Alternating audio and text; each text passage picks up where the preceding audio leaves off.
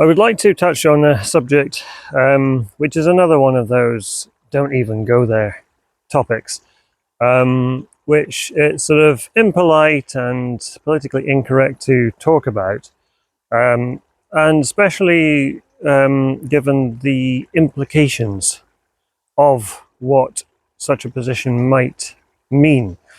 And the subject is overpopulation. And, the basic question is, are there too many human beings on the planet at this moment in time? You could subdivide it into saying, are there too many people in a specific country?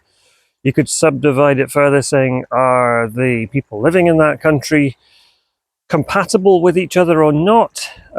Does one group in that country have a long heritage and ancestry and another not? Is the country being invaded with people from elsewhere? But reverse a few steps and we need to address the fact that there are 8 billion and counting people on the planet. The population when I was born in 1975 was 4 billion. So in a relatively short space of time, that's a doubling. And the projections for the future are that the population will stabilize at about 10, 11, maybe 12 billion and then start to fall again. And what we need to understand, I think, is the concept of an ecological carrying capacity. Can this planet sustain such a large number of people? Then we need to also think about whether the activities of some people cause more ecological damage than others, and that's definitely the case. Whether we're talking about our power generation, burning of fossil fuels, or polluting of the oceans, the acidification of the oceans, the changing of the atmosphere that we breathe by adding methane and carbon dioxide to the atmosphere. We're changing the composition, which has an effect on the climate. Can argue about how much or little of an effect that is. Anthropogenic climate change or natural climate change. It started raining. Anyway, it's a subject that I was concerned about from an ecological perspective for many years, from when I was a very young adult until fairly recently. And it's not gone away completely, but I do see the world differently. And for a very long time, if you'd asked me 12, 15, 20, 30 years ago if I had any intention of having children, the answer was no. And if you'd asked me why, I would have said, well, there's already enough people on the planet. I don't want to add more. And I thought of myself as a genetic cul-de-sac. And my wife at the time also didn't want to have children. But that changed. And now, well, since becoming a father, my outlook on life has changed completely. And all of a sudden, the most important person in the world is your newborn child. And it's amazing how quickly you can suddenly have a connection with another human being who's only just come into existence. And so part of being a father is being concerned for the future of what the world will be like when I'm no longer around, but my children still will be. And I think one of the most concerning things at the moment in this country is what is going on, what our government, our globalist government, are doing to us, which is taking the form of demographic replacement. Whether that is a deliberate thing or whether it's just a byproduct, of economic factors is kind of open to question. But yeah, so the overall number of people is increasing. And something I really wasn't aware of before I became a father was that the population of people like me is declining. That's already going down.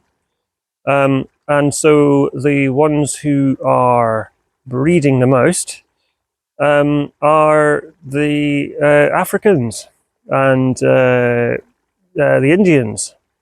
I mean, there's many countries where the birth rate is already declining, and so you have to ask the question of: is it a good thing for the numbers to keep growing, or when you look at things economically, there's talk about GDP, and it seems that the only way for economies to continue to function is to continue to grow. And when you increase the population of a species, a living species like human beings or anything, it could be sheep or goats or pick your animal.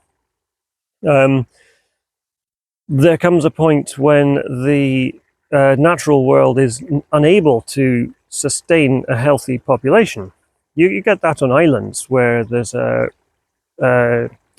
overabundance of rabbits, for example, and there's so many of them that there's no longer enough. They eat all the grass, all the plant life that they can, and then there's a die-off.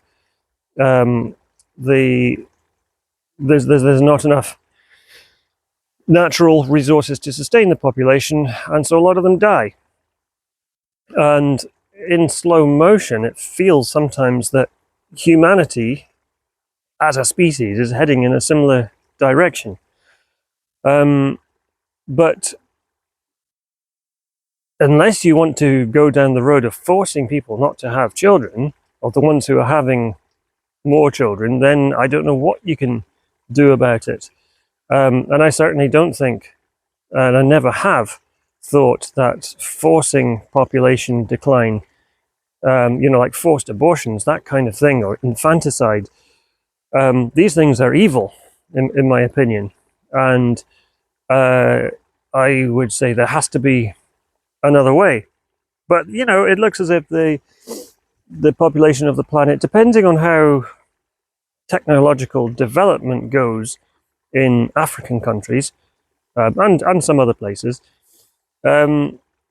will have a determining factor on whether those populations decline. But people, economists in particular, and politicians, a lot of people think that they should start ringing the alarm bells if the population is starting to decline. I don't see it that way. I think it would be better to have more space. I'm lucky to live in an area that has wilderness like this. But I have lived in cities.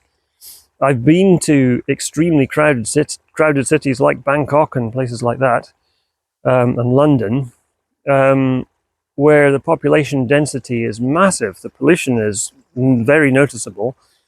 And just having clean air to breathe is something we take for granted. But if there are too many people in an area, they don't have the luxury of clean air. And of course, the technology, the burning of fossil fuels, that has a knock-on effect on health. It's a very complicated situation, and I do not pretend to have the answers. I know the rain has stopped, the wind has stopped, and it's getting midgy again, so I'll wrap it up there. Another subject area, overpopulation, that I've barely scratched the surface of, but I have a lot of thoughts, and I certainly would like to come back to it. Anyway, thanks for your attention. See you next time.